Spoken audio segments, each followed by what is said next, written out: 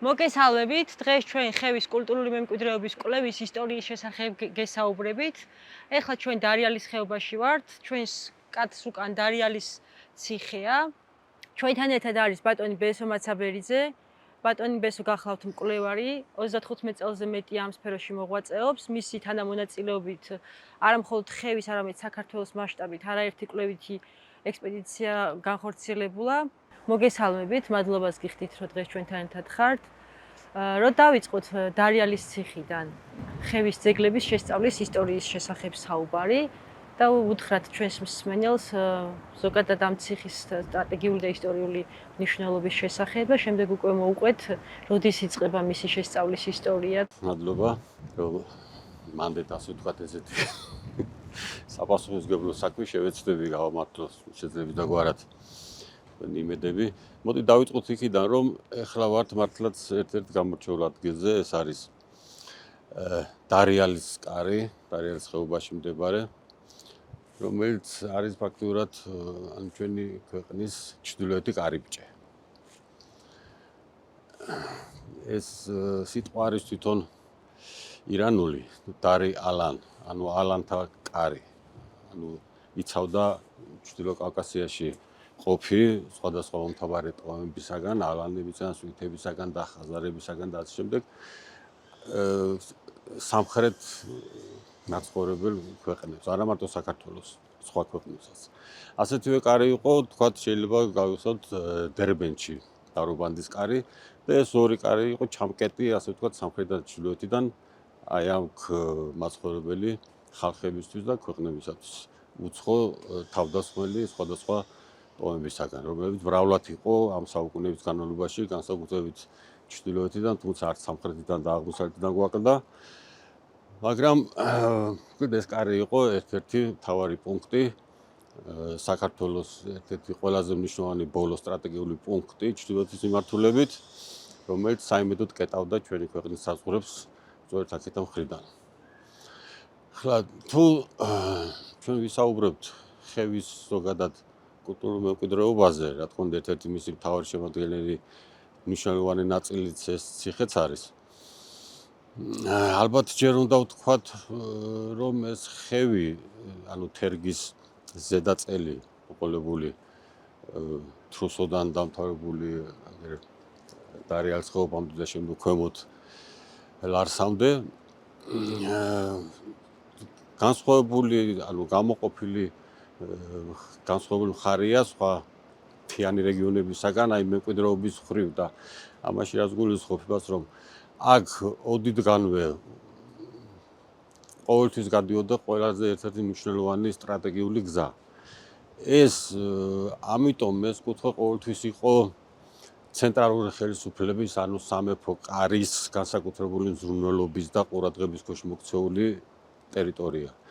შესაბამისად, აქ ცოტა სხვა იყო ყურადღება იყო, სხვა კავშირები იყო უფრო მეტი და აი კულტურული ურთიერთობები სხვადასხვა კუთხეებთან. ეს კარგად აისახება აქაურ მემკვიდრეობაში, ეს ეხება როგორც მატერიალურ ძეგლებს, იქნება ეს ეკლესია, მონასტრები, ციხე-კოშკები თუ სხვა რამ, ასევე არქეოლოგიური მონაპოვარების მასალას, სადაც ჭიდროდ იკვეთება ურთიერთკავშირები, როგორც დანარჩენ საქართველოსთან, განსაკუთრებით ლიახვის ხეობის სათავეებთან, შიდა ქართლთან. ასევე ჩრდილო კავკასიის სხვადასხვა ტომებთან.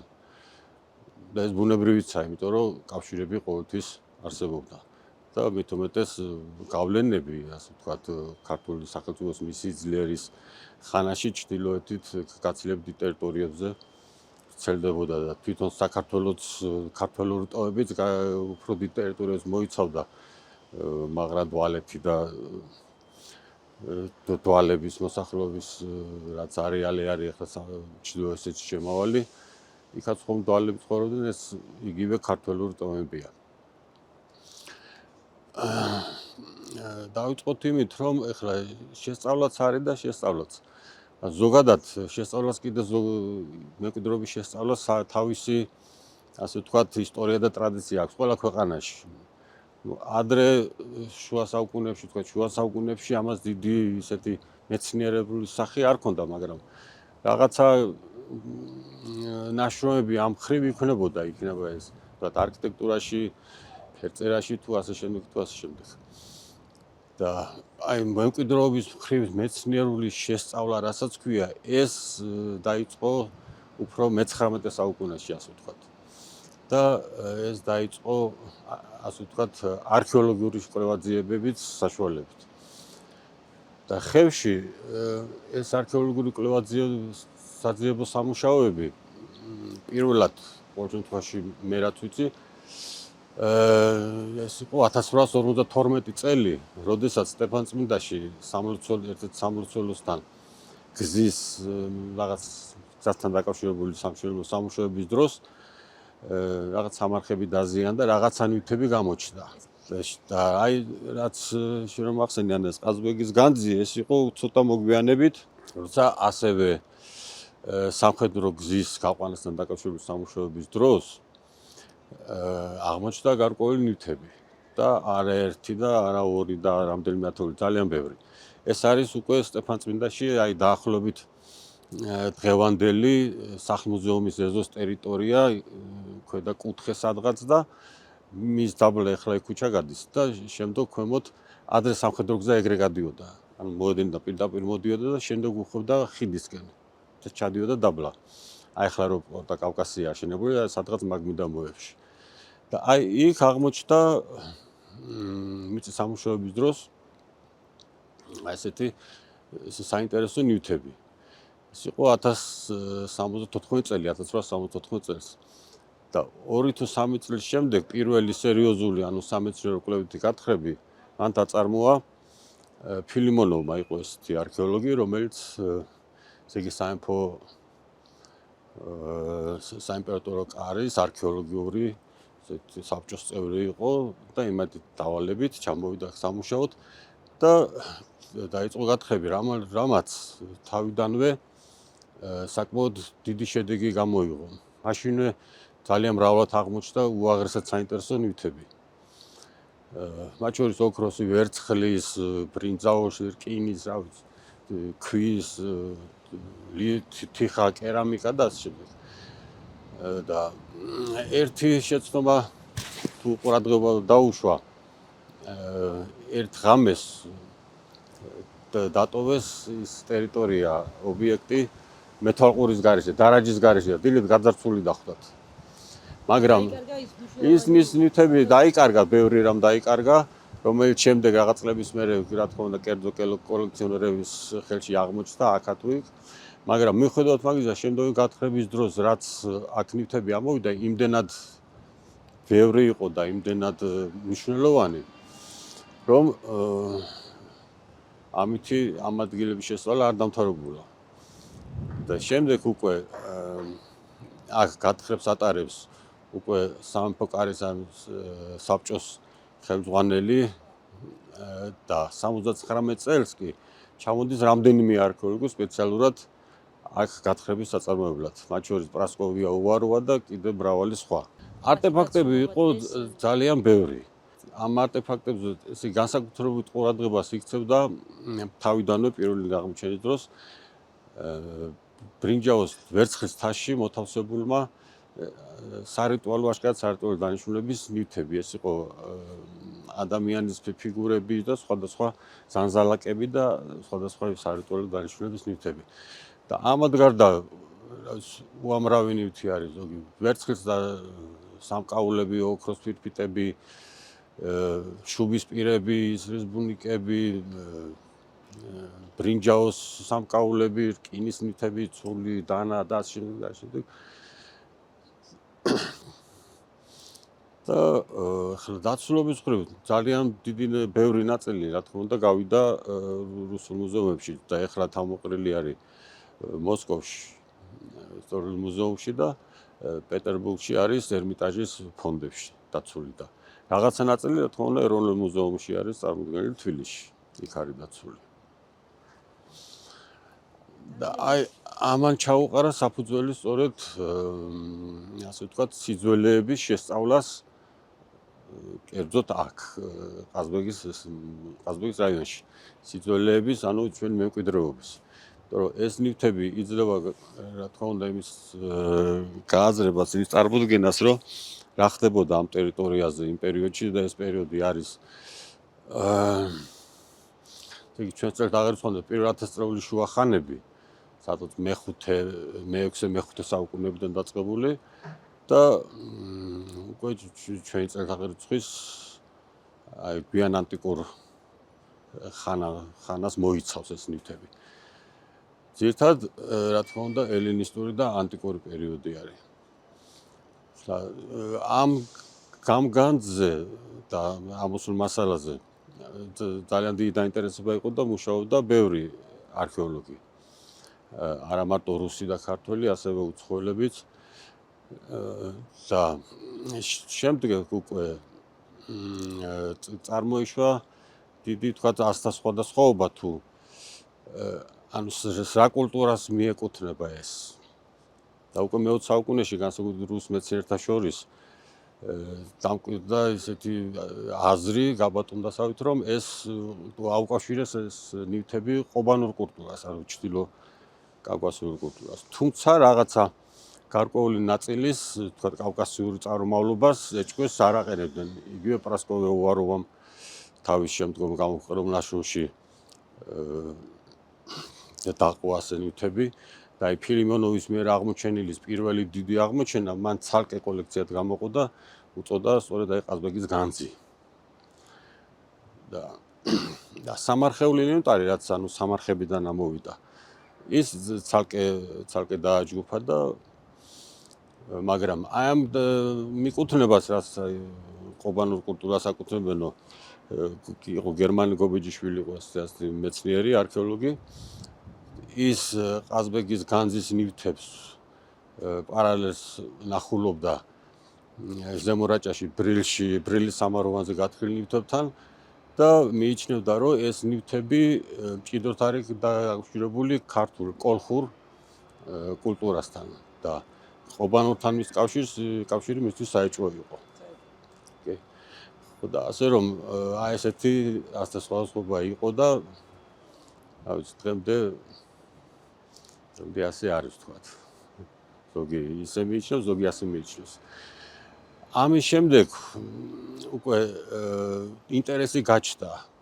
ნუ რა თქმა უნდა პირველ რიგში ეს იყო პეტერბურგის არქეოლოგიური საბჭოს წევრები და მისი საზოგადოება ზოგადად და ჩამოდიოდნენ სხვადასხვა ნაცეები, მეცნიერები, არქეოლოგები, მოყვარული არქეოლოგები, აი იყო ესეთი ხატისოვი მაგალითად, რომელმაც 88 წელში თუ არ ვცდები, რაღაცა პატარა არქეოლოგიური სამუშაოები აწარმოა უკვე სტეფანწმინდა ცოტა ჩრდილოეთით, სოფელ ცდოს სასახლევამდე არ მისულა იმ ადგილებში და რაღაც მცირე ნივთებიც ნახა სხვადასხვა დანიშნულების, თქვა სამარხეული ინვენტარი. შემდგომ უკვე მე-20 საუკუნეშიც გაგრძელდა შესწავლითი საკულტურო სამუშაოები, საველე სამუშაოები გაგრძელდა უკვე 30-იან წლებში სწორედ აქ, სადაც ახლა ვართ, დარიალის ციხეზე. იყო ასეთი არქეოლოგი კრუგლოვი, რომელიც 34-15 წლებში თუ არ ვცდები, უკვე 2-3 წელი მუშაობდა ამ ციხეზე და გარკვეული მასალები გამოავლინა. და შემდგომ კიდე მრავალი ექსპედიცია მუშაობდა აქ. დღემდე არ კარგავს არა ინტერესი. დღემდე არ კარგავს ინტერესი. ხა ბოლო ექსპედიცია ხა აი იქიდან მოყვეთ 30-იან წლების მერე ლეილა წითლანძე იყო არქეოლოგი, რომელიც ბევრს მუშაობდა ხევში და რამდენიმე წელი აქ სწორედ ამ დარიალის ციხეზე 2 მონოგრაფია აქვს გამოქვეყნებული თავის ამ შრომის შედეგები. გობეჯიშვილიც მუშაობდა თვითონ აქ ცოტა ხანი ამ ციხეზე. შემდეგ უკვე როცა ტრანსკავკასიური ეს გაზის მაგისტრალის გაყვანის სამუშაოები დაიწყო, ეს არის 88-99 წლები. მაშინ უკვე მუშაობდა აქ ისტორიის ჯავახიშვილის სახელობის ისტორიის ინსტიტუტის ესე ერქვა იმას აღმოსავლეთ საქართველოს მთიანეთის არქეოლოგიური შემსწავლელი ჯგუფი. დავით მუდარაშვილი იყო ამ ჯგუფის ხელმძღვანელი და 2 წელი იმუშავეს აი აქ ციხის ტერიტორიაზე, ოღონდ ისინი მუშაობდნენ უშუალოდ ზედა ციხეზე არა. აი სადაც გაზის ტრასა გადიოდა, ანუ მილებს უნდა გაევლოთ. ეს არის აი ციხის დაბლა იქეთ დავაკება რომ არის. აი ტერიტორიაზე. აი ეხლა უკანა მხარეს ცოტა. და იქ არის დიდი სამაროვანი გამოჩნდა. იქ აითხარა სადღაც 30-ზე მეტი, 31-12 სამარხი. ყველა იყო უინვენტარო, ანუ იქ არაფერი არ იყო და დაზიანებული იყო და ნაშთებიც უკვე ისე იყო, ისე დახვდათ რომ რთული იყო გარკვევა, მაგრამ ერთი კი დადგინდა მაშინაც რომ ეს იყო ქრისტიანული წესით დაკრძალული ეს მიცვალებულები ამ სამარხებში. შემდეგ 91 წელს ასევე დავით მინდორაშვილმა ჩაატარა სამუშაოები ცოტა სამხრეთით სოფელ გველეთისკენ, იქაც ამ გაზის სამუშაოთან დაკავშირებით რაღაცა დაზიანდა ამ დროს. და ბოლოს უკვე დიდი მასშტაბური სამუშაოები იყო აქ ჩატარებული 2013-2016 წლებში. ეს იყო ერთობლივი ბრიტანულ-ქართული დიდი ექსპედიცია, რომელიც 3 წელი იმუშავეს და დიდი სქელი კარგი წიგნიც გამოსცეს შემდგომ, ასე ვთქვათ. ხა ეს დეტალები არ ვიცი მათი ნამუშევარის, მაგრამ ეს იყო ბოლო მსხვილმასშტაბიანი სამუშაოები. ხა რაც შეეხება თვითონ ამ ციხეს, საისტორიო წყაროებით ითვლება, ასე მოიხსენიებენ, რომ უკავშირებენ დავით გორგასალს, ვახტანგ გორგასალს. ვახტანგ გორგასალს ცნობილია, რომ მან ილაშქრა ჩრდილოეთში, ეს ნოსხეობაზე გამოერა, ქვენამთაზე გადმოვიდა, ჩავიდა დარიალში, გავიდა ჩრდილო კავკასიის მხარეს და შემდგომ შემობრუნდა და განამტკიცა ეს კარიბჭე. ანუ მის სახელს უკავშირებენ, მის სახელს აღმოჩინას, მაგრამ გაცილებით უფრო ძველია ეს. თვითონ ფენები ლაპარაკობს ამაზე. კი, თვითონ ფენები ლაპარაკობს ამაზე, რა თქმა უნდა, იმიტომ რომ სულ ცოტა ეს არის გასული ძველი წელთაღრიცხვის მე-5 საუკუნიდან დაახლოებით, მე-4 საუკუნიდან, მეორე საუკუნის ფენებს აი როცა ისტორიის ინსტიტუტის ექსპერტი ჯგუფი რომ მუშაობდა მინდორაშვილის ხელმძღვანელობით, მათ ციხის სამხრეთ ნაწილში შუა საუკუნეების კედლის ქვეშ ღრმად აღმოჩნდა ანტიკური ხანის კედელი მშრალი წყობის, რომელიც დაუკავშირეს აი მეორე საუკუნის შუა ხანებს მეფე მირდაც. და გარდა ამისა ეს ციხე ხო მოიხსენიება არაერთ ანტიკურ წყაროებშიც. პომპეუსიც დაწყებული და რა ვიცი. ძალიან ბევრი ფენები არის. ანუ იმ პერიოდიდან მოყოლებული, რა თქმა უნდა, ის ფენები ძალიან ცოტაა დარჩენილი და ეს ალაგ-ალაგ თუ აღმოჩნდება და ძირითადი ფენები არის სწორედ აი ადრეშუა საუკუნეების და მე-11, მე-12, მე-12 საუკუნეების, მაგრამ არის ასევე გვიან შუა საუკუნეებამდე, მე-17, მე-18 საუკუნეამდე მოყოლებული და ეს მიუთითებს სწორედ იმაზე, რომ ამის ციხის მნიშვნელობა არ შეწყვეტილა არასდროს. და მთელი ამ ხნის განმავლობაში იგი ფუნქციონირებდა და რა თქმა უნდა, ახალ ფუნქციონირებდა, ყოველთვის იდგა მეციხოვნე გარნიზონი, ყოველთვის გარკვეული სამუშაოები ტარდებოდა და ეს ჩანს სწორედ აი ამ არქიტექტურულ ფენებში. იგი შედგება ზედა ციხისგან, ჩრდილოეთი და სამხრეთის მხარე მიუდგომელია, იმიტომ რომ აქედან თვითონ ბუნებრივი კლდეები ქმნიან, მათ ასე ვთქვათ, სიმაგრეს უქმნიან და შესაძლოა უნდა ყოფილიყო აღმოსავლეთიდან. და ასევე აქეთ ამ მხარეს იყო, ვთქვათ, საერთოდ გვირაბი, წყალზე ჩასასვლელი. და თვითონ ზემოთ არის შემორჩენილი, რა თქმა უნდა, ძალიან დანგრეულია დღეს, მაგრამ არის შემორჩენილი მრავალი სხვადასხვა დანიშნულების, ასე ვთქვათ, სათავსოს თუ სენაკის თუ რაღაცა დანიშნულების ოთახების კვალი ძალიან ბევრი. რაც მას ნაგებობების ის ჯგუფი, რომელიც ციხედ აქცევს, ხო? ხევში ხო, რა თქმა უნდა, ეს გალავანის ხომ არის თავარი, მაგრამ შიგნით ამ ციხეს ათასნაირი სხვადასხვა დანიშნულების სჭირდება, საცხოვრებელი სათავსები, სამეურნეო სათავსები, წყლის შესანახი რეზერვუარი იქნება თუ რაღაცა სხვა და რაც ისინი რა ვიცი იარაღის შესანახი ასე თუნდინება და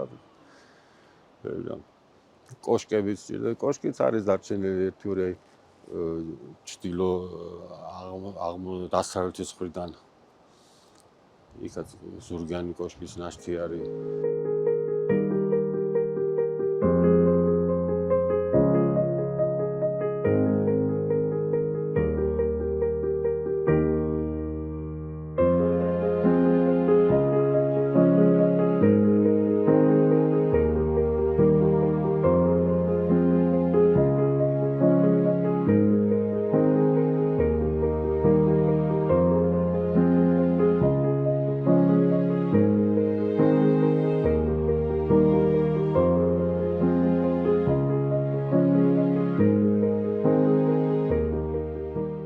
გავაგზავნოთ საუბარი და ეხლა ვართ გარბანის წმინდა გიორგის ეკლესიის ეზოში და რო ვთქვათ ამ ძეგლის მნიშვნელოვნების შესახებაც და მისი კვლევის შესახებაც რო გითხრათ. კი ბატონო, მოდით ახლა რომ გავაგზავნოთ ის ჩვენ დაწყებული საუბარი დარიალის ციხესთან, ხაზე ციხის თემას გარკვეულწილად შევეხეთ და ზოგადად კვლევის დაწყებას თქვათ აქ ხევში და მატერიალური კულტურის ძეგლები აქ ბევრია. საკმაოდ დიდარია ხევი ამით და გამორჩეულიც. ეს განაპირობებს კიდევ ერთხელ მაშინაც აღვნიშნეთ საბლა რომ ეს გამორჩეულად ყურადღების და მის ქვეშ იყო თქვათ ხელისუფალის მხრიდან სამეფო ხელისუფლებაზე აქ ლაპარაკის ერთ ამ მნიშვნელოვანი გზის გამო. აქედან გამომდინარე აქ თქვათ ისეთი ძეგლები არის როგორიც სხვა მთიან რეგიონებში უბრალოდ არ არის, მაგრამ გუმბათიანი საეკლესიო ნაგებობა მთიან საქართველოს სხვა კუთხეებში არ არის, არც სვანეთში, არც ხევსურეთში, არც თუშეთში. ნუ ჩდება გვიან ეს რუსულები, როცა იყო ესეთი საზოგადოება ქრისტიანობის გამორჩეველი საზოგადოება კავკასიაში ეს 19 საუკუნის 60-იან წლებში, მაშინ კი თორე ქართული გუმბათიანი ეკლესია მარტო აქ არის გეგერგეთის სამეფო. ასევე აქ არის სამნავიანი ბაზილიკები, დარბაზული ეკლესია, მინაშენის ტუათი, სადაც ახლა ვთქვათ გარბანის ეკლესია, ახალციხის სამნავიანი ბაზილიკა, სიონის სამნავიანი ბაზილიკა. ორი სამნავიანი ბაზილიკა გვაქვს ხო? ორი სამნავიანი და ეს მშვენიერი ტუათი დარბაზული ეკლესია. ეს სამივე ისეთი ნიმუშია, გერგეთის სამეფოზე აღარ ვპარაგობ, რომელსაც გვერდს ვერ აულის ვერავინ, როცა თქვათ ამ პერიოდის ეს არის გარდამავალი ხანა, ეს ცოტა უფრო ადრე და თქვათ მე-7 საუკუნიდან დაწყებული მე-11-ის ჩათვლით, როცა ამ ხანის ქართულ არქიტექტურაზე რაღაცას წერს ან საუბრობს მეცნიერი. ეს სამი ძეგლია, რომელიც გვერდს ვერ აული და გამოკვეთილად დამახასიათებელი არის და გამორჩეული ამ ძეგლებს შორის, განსაკუთრებით ასეთ მთიან რეგიონებისთვის. ამ ბევრი მოგზაური ყოფილა თქვათ ხევში კლაპროტი, დიუბუა, მონპერე, მერძბახერი, გულდენშტეტი, უამრავი კიდე სხვა გერმანელი, რუსი თუნდაც, მაგრამ ისინი აი ამ მატერიალური კულტურის ძეგლების შესახებ თითქმის არაფერი, ან ძალიან მწირ ცნობებს იძლევიან. პრაქტიკულად არაფერი ისეთ საინტერესო არ არის, შეიძლება ხოლმე აღენიშნოს, რომ იქ რაღაცა არის ან და ამით დამთავრდეს ყველაფერი. არ შედიოდა მათი ინტერესში ხო? ხო, იმიტომ რომ ისინი სხვა რაღაცებს აღწერდნენ, სხვა ტიპის მოგზაურები იყვნენ. ეს თემა ნაკლებად აინტერესებდათ. პირველი ესე ცელი მონოგრაფია ხევს უძღვნა სერგი მაკალათიამ, ეს 30-იან წლებია, 36 წელი თუ არ ვცდები. თუმცა ახლა ის ეთნოგრაფი იყო და ამ მონოგრაფიაში ყოველწლიურად ყველაფერს ეხება ხევთან დაკავშირებით. მათ შორის ძეგლებსაც, ეკლესიებს, ციხე-კოშკებს, მაგრამ ასე თუ ისე მეტნაკლებად გარკვეულ ინფორმაციას იძლევა, ხშირად არასწორ და საწინააღმდეგოს. თუმცა, პირველი სრულყოფილი ესეთი გამოკვლევა ეს არის. შემდეგ გაჩნდა რაღაცა აი გზამკვლევის მაგვარი ტიპის ბროშურები 50-იან წლებში ორჯერ გამოცემული არის არჯევანიძის რომელიც ასევე უბრალოდ ცნობებს იძლევა და მეტი არაფერი და შემდეგ უკვე 60-იანი წლების ბოლოს და 72 წელს თუ არ ვცდები გამოიცა საქართველოს სამხედრო გზა. რუსულ ენაზე იყო ვაინაგრუზსკაია დაროგა და ავტორები იყვნენ ვახტანგ დოლიძე და რენე შმერლინგი. ეს რენე შმერლინგი ცნობილი მკვლევარი და იქ უკვე პირველად არის ყველა მნიშვნელოვანი ძეგლის, ასე ვთქვათ, მეტნაკლებად პროფესიონალური მოკლედ რა თქმა უნდა, მაგრამ ინფორმაცია მოცემული. შემდეგ ეს ითარგმნა ქართულ ენაზეც გამოვიდა უკვე 91 წელს. პარმენ ზაქარაიას აქვს ბევრი ნაშრომი და მათ შორის აქ ხევის ძეგლებზეც თავის წიგნებში და არის ორი მონოგრაფიული გამოკვლევა. ერთი არის სწორედ ამ ეკლესიას, სადაც ვთქვათ გარბანის წმინდა გიორგის სახელობის ეკლესია, ბატონი ვახტანგ დოლიძის მონოგრაფია არის და მეორე ბატონი თამაზ სანიკიძის გერგეტის სამების შესახებ. ასე რომ ეს ორი ეკლესია არის მონოგრაფიულად შესწავლილი და გამოცემული, ასე ვთქვათ.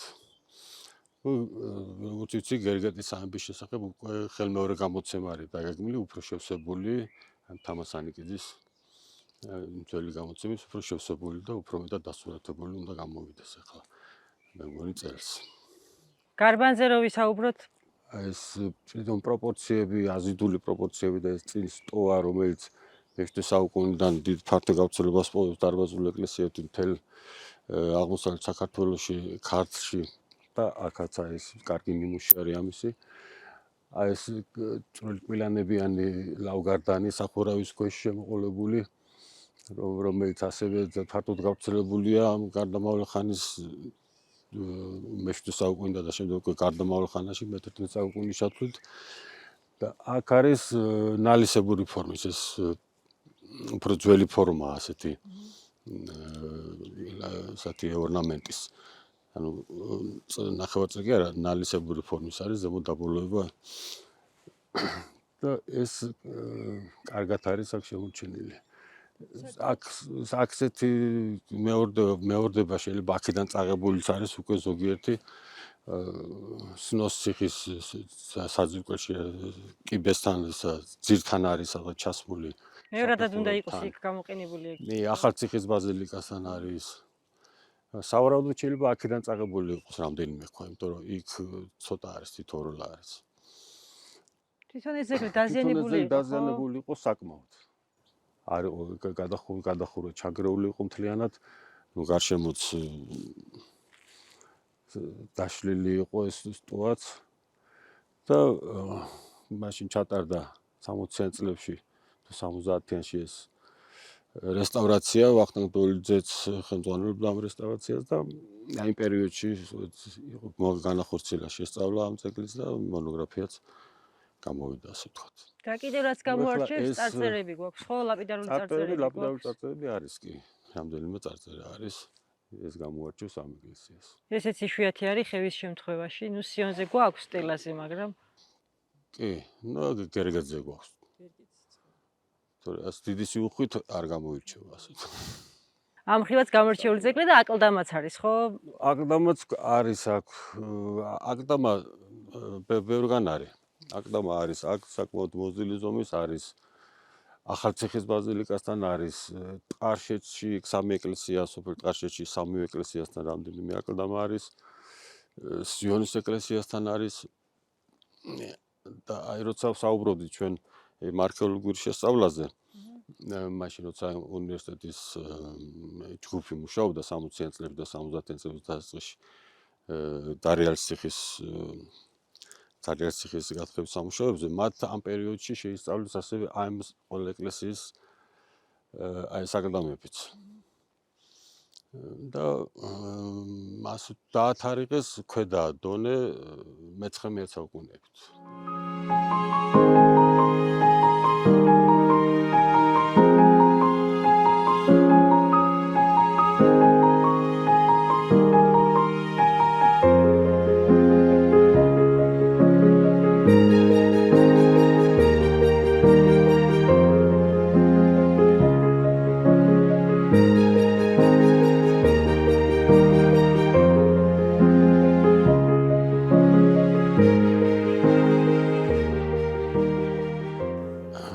სიონში ძალიან საინტერესოა საერთოდ შიდა სივრცე და მისი ორგანიზება და მისი მოწყობა. ერთ-ერთი საინტერესო და საყვარელი შიდა სივრცე ჩემთვის პირადად. ეს არის ეწოდებული დამოკლებული ბაზილიკების ესე ტერმინი არის გაჩენილი, სადაც მხოლოდ 2 წყვილი სვეტია გამოყენებული. ანუ არ არის ძველი ბაზილიკები დაგრძელებული. და უფრო კომპაქტური გუმბათურ ტაძარს მიმსგავსებული სივრცე იქნება შიგნით. ხო, უფრო ცენტრალური სივრცე, თუმცა გუმბათი არ არის. ეს ტენდენცია დაიწყო სადღაც მე-8 საუკუნიდან ქართკახეთის არქიტექტურაში ეს კარგად ჩანს და ესეც ერთ-ერთი კარგი გამოვლინება აი იმ შტოში განვითარების იმ ხაზის. ეს თარიღდება მე-19 საუკუნით და აი ამ ხაზის ერთგვარი გამოცდილებელი არის. ძალიან საინტერესოა შიდა სივრცის მოწყობა, როგორ არის განთავსებული, თქვათ, სვეტები, კანკელი, ამაში ჩასმული და რაც გულისხმობ ახლა ამაში. აქ საკურთხეველი, ნახევარწრიული საკურთხეველი მოთავსებული, თავის პასტოფორმები აქვს, სადიაკვნე, სამკვეთლო. ოღონდ კარი გამავალი უშუალო საკურთხევლიდან ამ სივრცეებში არ არის ჯერ გაჩენილი. მაგრამ ღვთისმსახურების წესი უკვე რაც შემოდის და უკვე შემოსულია როგორც ჩანს უკვე მოითხოვს რომ იყოს თქვათ ღვთისმსახურს შეეძლოს გასვლა სამკვეთლოში საკურთხევლიდან ისე რომ ცენტრალურ სივრცეში აღარ გამოვიდეს. ამიტომ ახან კარი არ არის, აქ ასეთი ბრწყინვალე მიგნებაა ერთის მხრივ. ეს კანკელი არის თანადროული. ბემა არის გამოწეული აქეთ სივრცისკენ. შესქელებული ეგ დამატებითი ჩანს. ხე კიდე გამოწეულია აქეთ დაგრძელებული და უფრო შესქელებული. და ეს კანკელი გამოტანილია საკურთხევლისკენ მიმავალ საფეხურზე. მისი თავი და ბოლოები გადის აი ამ ბოლო მაშინ თაღებში. და იქ უკვე არის კარი, საიდან შეიძლება შეხვიდე პასტოფორმებში, სადიაკვნეში და სამკვეთლოში. გამოტანილია აი საკურთხევლისკენ მიმავალ საფეხურებზე სიღრმეში დარბაზისკენ. და თავი და ბოლო გადის აი ბოლო თაღებში. ამით იქნება ის რომ საკურთხევლიდან ღვთისმსახურს შეუძლია გამოვიდეს და ისე შევიდეს გვერდით პასტოფორმებში, რომ დარბაზის საკურთხევლის წინ აღარ მოუხდეს გავლა. დარბაზის სივრცეში არ გამოვიდეს. აი ეს მიგნება არის აქ გაკეთებული. ბატონ ბესო, ხევის სიონში ძალიან მნიშვნელოვანი არის თანადროული კანკელი ეკლესიისა და აგრეთვე საკურთხეველში არსებული საეპისკოპოსო სკამი, ხო? რენე შმერლინგის წერს ამის შესახებ და ეს რო გავშალოთ უფრო მსვენელისთვის. რაც შეეხება თვითონ კანკელს, ეს ქალბატონ რენე შმერლინგს აქვს თავის დიდ გამოკვლევაში მცირე ფორმები არქიტექტურაში, ან მალე ფორმები არქიტექტურა, ეგ დიდი მსხვილმასშტაბიანი გამოკვლევა, რომელიც კანკელებს ეხება და ერთ-ერთი ამ კანკელის კანკელიც არის იქ განხილული კვლევაში. და მის ანალოგებს ხედავს ნაკიფარის და ხოტრერის კანკელებში. ეს დაახლოებით ამ პერიოდის კანკელებია ზემო სვანეთში. და ანუ ეს კიდევ ერთხელ მივხვდით და ძალიან დიდ კავშირებს და ურთიერთობებს რაც იმ დროში არსებობდა. ანუ ქვის თლილებში, ხოლოებში, ოსტატებში და ასე შემდეგ. და კიდევ საინტერესო არის კიდევ და ძლიერი იშვიათი რაც აქ იყო შემორჩენილი საკურთხეველში, იქ ცენტრში სარკმლის ქვეშ იდგა ქვის ქვაში გათლილი სკამი, ეპისკოპოსის ჩამოსაჯდომის სკამი და მის გვერდით იყო ასევე ქვის გათლილი სვეტი, რომელიც სრულდებოდა მართკუთხა ფორმის სახატით. მის გვერდით იდგა ეს სვეტი. მაგრამ სამწუხაროდ ესენი უკვე დღეს აღარ არის თავის ადგილზე. 2006 წლიდან აღარ არის იმ ფორმით. და ვიცი ალბათ შეიძლება 2006 წლიდან გაიტანეს ესენი, იმიტომ რომ ვერ დადგეს ტრაპეზის მაგი და ღვთის მსახურებაში უშლიდათ ხელს, როგორც თვითონ თქვენს და გაიტანეს გარეთ და როგორც ამობენ ჩაშენებულია სადღაც რომელიღაც კედლებში, დამხმარე კედლებში ასე ვთქვათ. თუმცა ძალიან სამწუხარო, იმიტომ რომ ეს ერთ-ერთი უიშვიათესი მოვლენა იყო. სულ რამდენიმე მგონი ბოდვეში იყო, მგონი კიდე ეგეთი. სამ ნიმუშს გამოყოფენ ხოლმე და ერთ-ერთი იყო ეს. ერთ-ერთი ყველაზე კარგად დარჩენილი იყო ეს ამ პერიოდის მე-19 საუკუნეებში ადრინდელი ხანაში თქვა ეს ჩამოსაჯდომი მთელი საკურთხევლის პერიმეტრზე, იქ ნახევარწრიულ პერიმეტრზე და შუაში ქვის კამი კი ადრე შუა საუკუნეებში ქრისტიან პერიოდში იყო ეს გავრცელებული რა თქმა უნდა.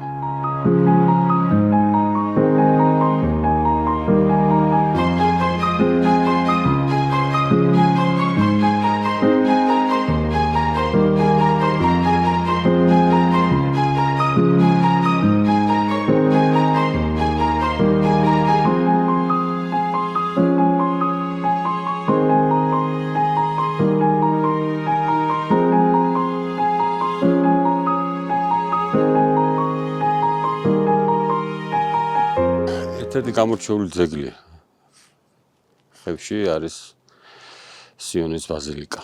სიონის ღვთისმშობლის სახელობის ბაზილიკა.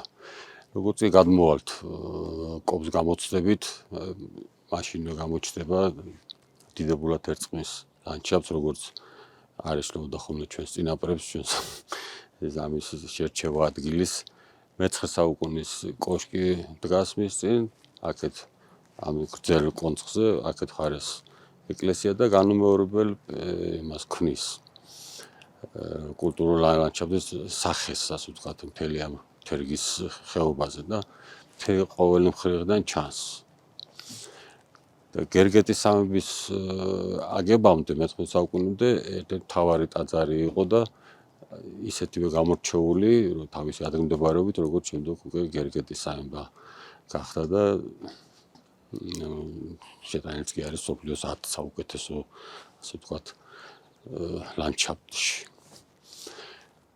როგორც ეს თვითონ ტაძარი კარგი ნიმუშია აი ზოგადად ქართული არქიტექტურის იმ მიმართულების, რომელიც გარდამავალ ეპოქაში იქნება, ანუ მე-11 საუკუნის დასაწყისამდე. ეს არის ეპოქა, რომელმაც ძიებების ეპოქა არის, რომელმაც მოიცვა მთელი აღმშენებლობა, ინტენსიური იმ დროს მიმდინარე მთელი საქართველოს მასშტაბით, მათ შორის ხევშიც და სწორედ ამ ეპოქის შედეგია ის მნიშვნელოვანი ეკლესიები, მონუმენტები, რომელიც აქ ხევში გვაქვს ეს გარბანი, სადაც ვიყავით, სიონის ეკლესია და ახალციხის ასევე ბაზილიკა, არანაკლებ მნიშვნელოვანი. გამორჩეული და კარგი ნიმუშები არიან აი ამ პერიოდის მე-19 საუკუნის მიჯნის არქიტექტურის. აქ შიდა სივრცეზე ვისაუბრეთ და ეს როგორც თვით არის ერთი ნიმუში ეგრეთ წოდებული დამოკლებული ბაზილიკების, რომელშიც მიისწრაფვის პროცენტრალური სივრცის შექმნისაკენ თვითონ ინტერიერში.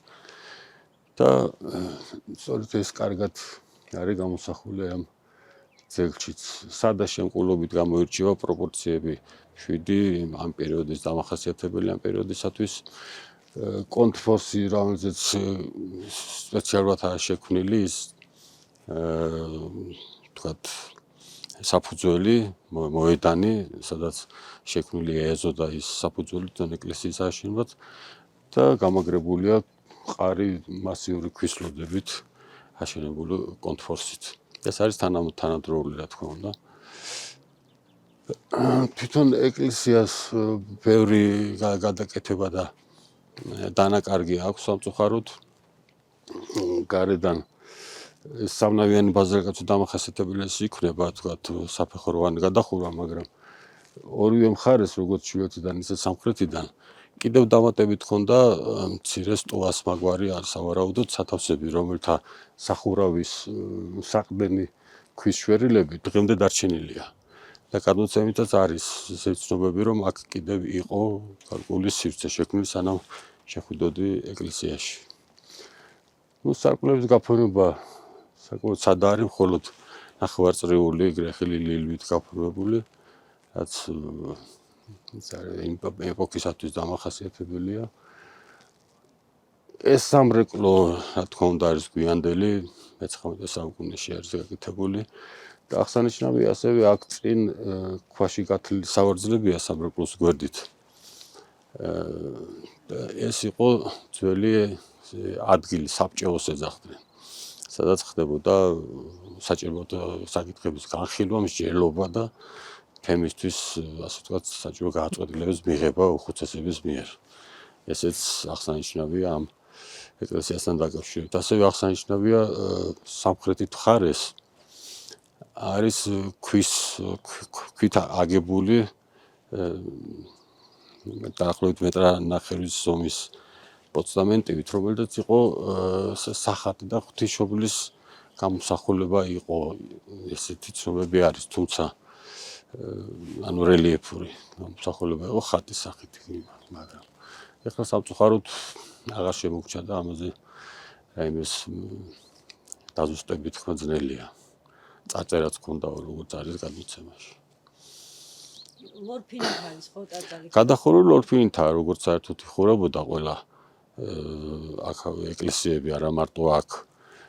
თუმცა აქ შემორჩენილი იყო, ეგ გარბანში არ იყო გადახურვა საერთოდ შემორჩენილი და იქ შემდეგ გაკეთდა ბეტონის კამარა და ზემოდან მოეწყო გადახურვა და აქ შემორჩენილია თანადროული გადახურვაც, თანადროული ლორფინებიც, თანადროული როგორ ახლა ეს ლორფინი დროთა განმავლობაში შეკეთებას ექვემდებარებოდა, ანუ ეს ლორფინები ალბათ საუკუნეზე მეტის არის, რაც ახლა არის.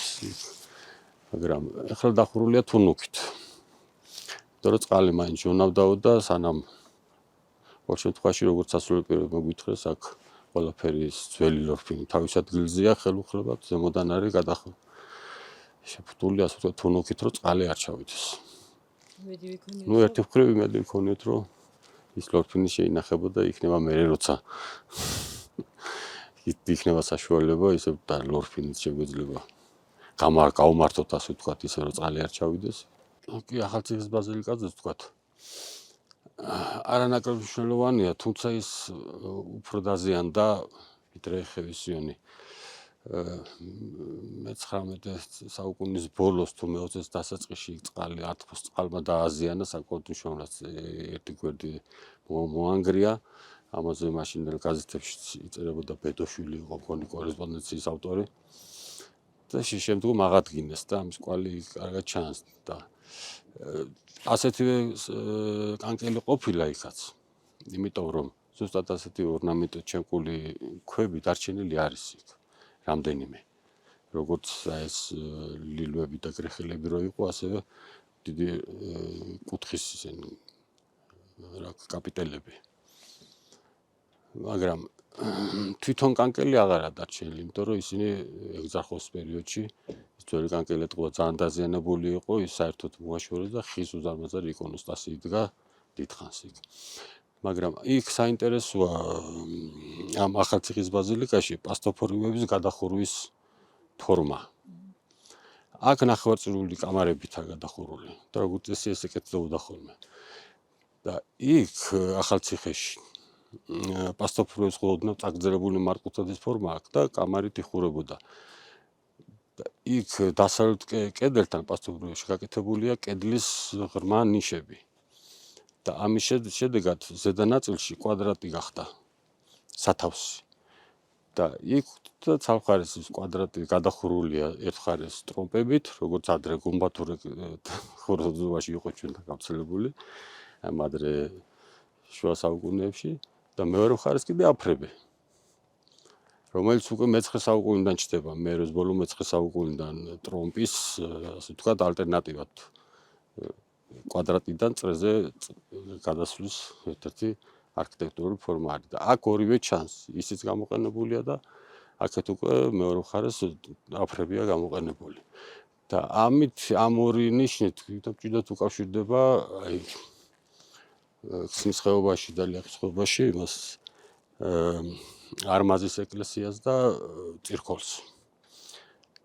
ერთში ტრომპები და გვირგვინია გამოყენებული, მეორეში ტრომპები და აფრები. ეს კიდევ ერთხელ კრავს აი ამ დიდ კავშირებს და წარმოაჩენს როგორც ერთიანი, თქო, არქიტექტურული და ნიმუშებს ამ ძეგლებს უკავშირებს ერთმანეთს.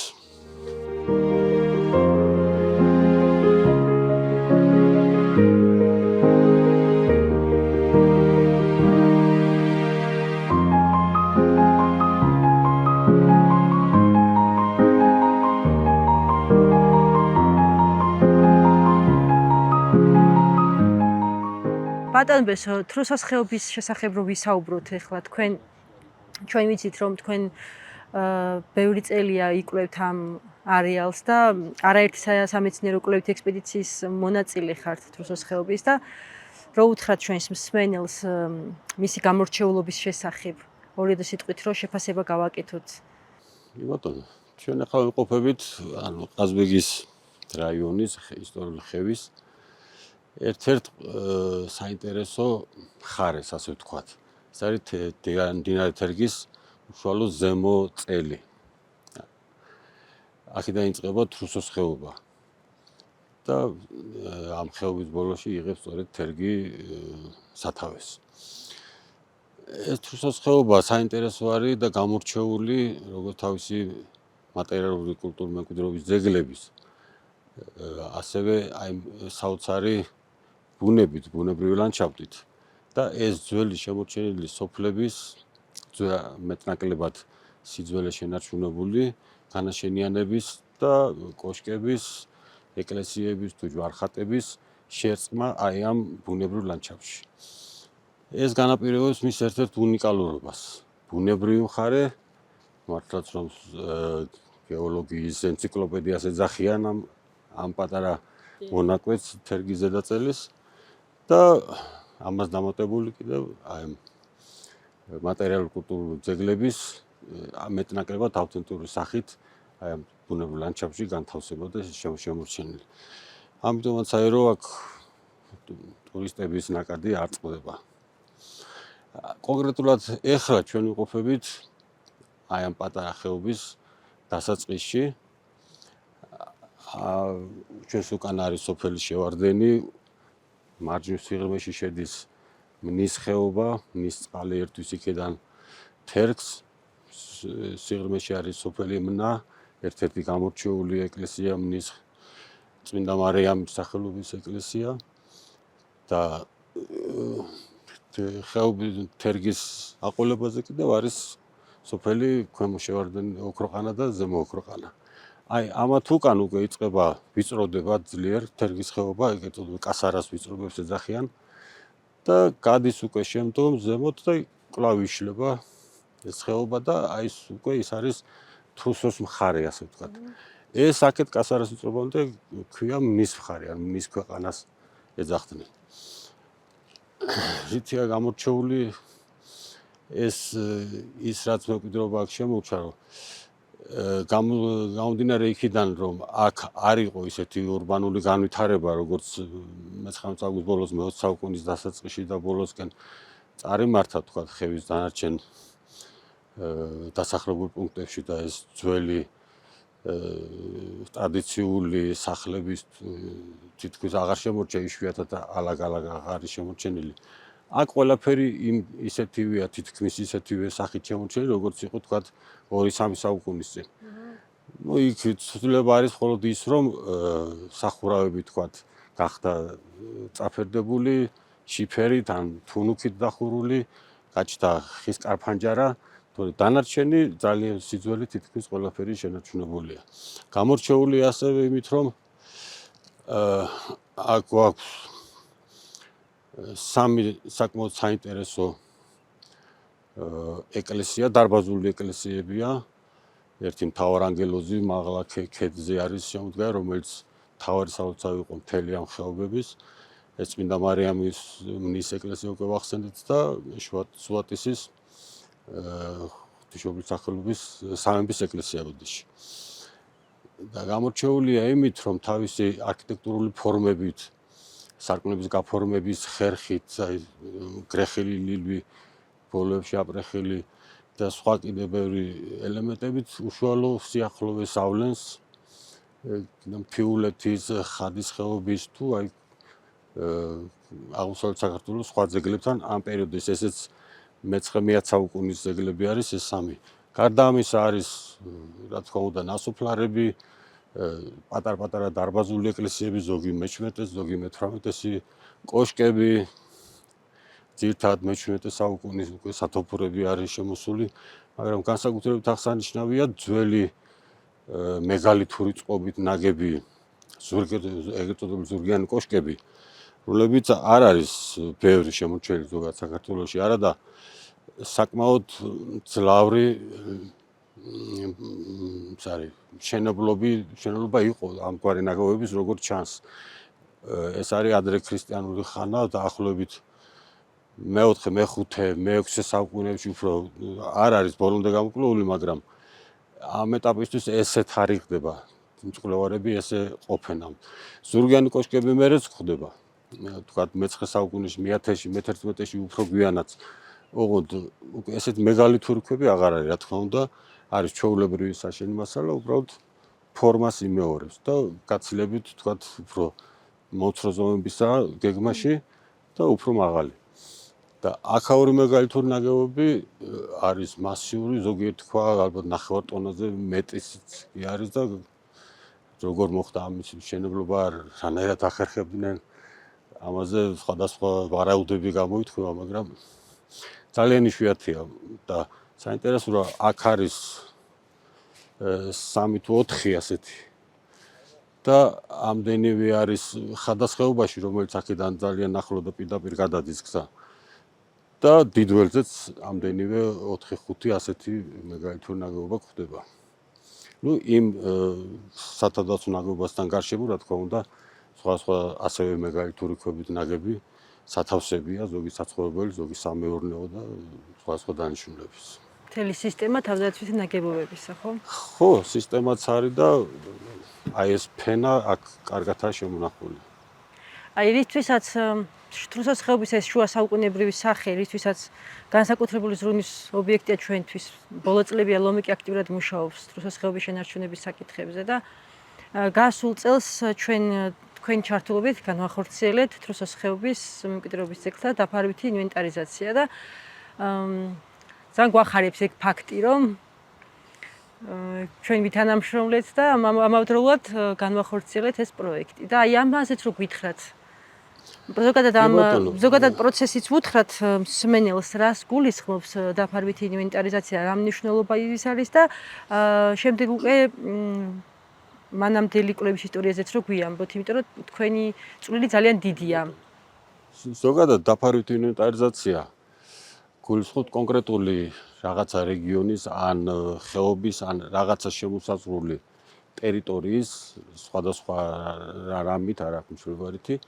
ანუ მის სრულ დათვალიერება დაზვერვას, ასე ვთქვათ, შესაბამისი სპეციალისტების ჩართულობით და მემკვიდრეობის კულტურული მემკვიდრეობის მხრივ ღირებული ობიექტების გამოვლენას გულისხმობს ეს პირველ რიგში და შემდეგ უკვე მათ აღნუსხვას.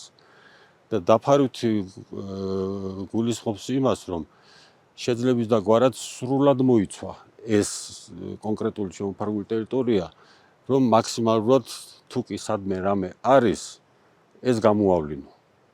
რა თქმა უნდა, შეიძლება რაღაცა სადღაც გამოგრჩეს, განსაკუთრებით ეს პოტენციურ არქეოლოგიურ ობიექტებს ეხება. თუმცა ამ ხრივაც აი სავარაუდო არქეოლოგიური ობიექტების გამოვლენა მაინც თვალით შეიძლება ამ პატარა საცდელი შურფებით. ამას გულისხმობს მოკლედ ვთქვათ დაფარვითი ინვენტარიზაცია. რუსეთის ხეობასაც შეეხება აქ მუშაობდნენ სხვადასხვა აღწერით სამუშაოებს ატარებდნენ სხვადასხვა მკვლევარები, აზორ ქალდანი მუშაობდა ბევრს აქ, ნაპოლეონ ზაქარაია და სხვები. ეს 70-იან 80-იან წლებში, ხო? 60-იანში, ზოგი 70-იანში, 80-იანებში ძირითადად. და 80-იან წლების მეორე ნახევარში საქართველოს მედიცინათა აკადემიის ენციკლოპედიამ დაიწყო მუშაობა სერიაზე როგორ ქვია? საქართველოს კულტურულ ძეგლთა ისტორიულ-კულტურულ ძეგლთა აღწერილობა. ხო, ძეგლთა აღწერილობა, საქართველოს ისტორიულ-კულტურულ ძეგლთა აღწერილობა. რა თქმა უნდა, ეს პერიოდში მოიცავდა ფართომასშტაბიან ლაბორატორიულ სამუშაოებს, ასე ვთქვათ, რაც არსებული მასალის დალაგებას და მოძიებას. რა თქმა უნდა, ეს დაიწყეს რეგიონებით. და შემდგომ უკვე ნაკლულის შევსებას. და ამისთვის აგზავნიდნენ სპეციალურ ჯგუფებს, 2-3 კაციან სხვა ადგილში, საიდანაც ინფორმაცია არ იყო. და სწორედ რუსოში მოგვიწია მაშინ 88-9 წლებში მე და ჩემი მეგობარია გიორგი ბაგრატიონი, არქიტექტორი, ჩვენ ორნი დავდიოდით ამ ხეობაში. და ქონდა კონკრეტული ძეგლების სია, რომელზედაც იყო უკვე ინფორმაცია, ანუ ვინც დაგვავალა ენციკლოპედიის ამ გამომცემლობის ხელმძღვანელობამ და დანარჩენი უნდა გვენახა. და ჩვენც ახლა ისე აგნავალი არ ვიყავით ამ ძეგლების ხრივ. და წამოვედით ორნი ზურჩანთებით, ასე ვთქვათ, ფოტოაპარატებით და პატარა მოწყობილობებით. რომელი წლებია ეს? ეს არის 99 წელი. და გავედით ხეობის ბოლოში, სოფელი რესია იქა, იქ გავშალეთ პირველი კარავი და იქიდან დავყევით ნელა-ნელა ასე სოფელ მოყვებოდით ხანსად. ძალს დაგვიღამდებოდა იქ ვიძინებდით, მეორე დღეს ვაგრძელებდით, ხეობებში შევდიოდით. და მოგეთ ამ ყველაფერს მომდომეს 15 დღე. ოღონდ ერთი მნიშვნელოვანი ნასოფლარია ბორცვზე შეფენილი საქაგორის ციხესოფელი, ასე ვთქვათ. ძალიან შთამბეჭდავი ძეგლი არის. და იმისთვის ჩვენ მერე სპეციალურად წამოვედით. იმ ექსპედიციის დროს არ შევეხედა და დაახლოებით ერთ-ორ კვირაში წამოვედით სპეციალურად და ერთი კვირა ვიცხოვრეთ იქ, გავზომეთ ეს ძეგლი მთლიანად. და მიუხედავად ამისა, ეს გამოიცა გამოცემულია ორჯერ გამოიცა 2004-ში და 2008-ში ის ტომი, რომელიც ეხებოდა ცხეთამთიანეთის ფასან დუშეთის რაიონს, თიანეთის და ყავაზბეგის რაიონს. და აი პროექტი რო ახსენე შარშანდელი იმ პროექტის ფარგლებში კიდევ ჩვენ მოგვეცა საშუალება, რომ კიდევ ერთხელ დაგვევლო უკვე მთლიანად სულ ყველაფერი, არა მხოლოდ ის, რაც ჩანს გზიდან, არამედ სადაც სავარაუდოდ შეიძლება რაღაც ყოფილიყო ზემოთ სადღაცა თაში ან რომელიც არ იყო აქამდე აღმოსხული და იქ სადღაცა არის კიდევ რომელიც ნასოფლარის უკან. და მოხერხდა ის, რომ მგონი იყო სულ 72 მანამდე აღმოსხული და 96-მდე გამოვიდა მგონი. 96-ი. და ეს იყო კიდევ ერთი სტადიები. გარდა იმისა, რომ თითქმის 30 წლის 25-30 წლის შემდგომი განახლებული ინფორმაცია დაიდო, გადამოწდა ანაზომები, დაზუსტდა GPS კოორდინატები, ფოტო მასალა დაიდო მდიდარი, ფერადი და განახლებული და ასე შემდეგ და ასე. იაგო კაზალიკაშვილის მანამდელი მონიტორინგის შედეგებიც უნდა ვახსენოთ აქ დაახლოებით 10 წელი ის აკეთებდა ექსპედიციებს აქტიურად. ყაზბეგის სტეფანწმინდის ისტორიულ მუზეუმის თანამშრომელი, ახლა დირექტორი არის ბატონი იაგო და დაახლოებით 10 წლის მანძილზე მონიტორინგის ახორციელებდნენ მონიტორინგს ზოგადად კულტურული მემკვიდრეობის ძეგლებზე რაიონში და ყოველ წელიწადს მონიტორინგისთვის შემოდიოდნენ აქ თრუსოს დაბნის ხეობებში, რომ დაეფიქსირებინათ მდგომარეობა ძეგლების, აღეწერათ სიტუაცია და შემდეგ. ესეც ის მასალა, რაც ყოველთვის ეს არის დადებული, ისიც რა თქმა უნდა მნიშვნელოვანია და უკვე ასახავს იმას, რაც იყო ადრე და რომელიც უკვე აღარ არის. სახე იცვალა ან რაღაცა ნაწილი განადგურდა, ან რაღაცას სახე უცვალეს, ასე ვთქვათ და ყოველ შემთხვევაში ის ნებისმიერი მასალა არის ძალიან ფასეული, იმიტომ რომ ეს ისტორიაა ამ ძეგლების. მინდა მადლობა გითხრათ ბატონ ბესო, ძალიან საინტერესო იყო თქვენთან ერთად მოგზაურობა ხევის რამდენიმე მნიშვნელოვან ძეგლზე და იმედი გამოვთქვა, რომ მომავალშიც გავაგრძელებთ ამ ძალიან საინტერესო მოგზაურობას თქვენთან ერთად. დიდი მადლობა.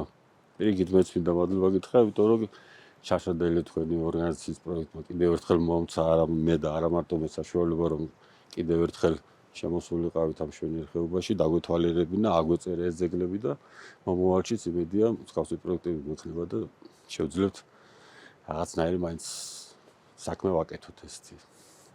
მნიშვნელოვანი მემკვიდრეობის დაცვის ხრივ.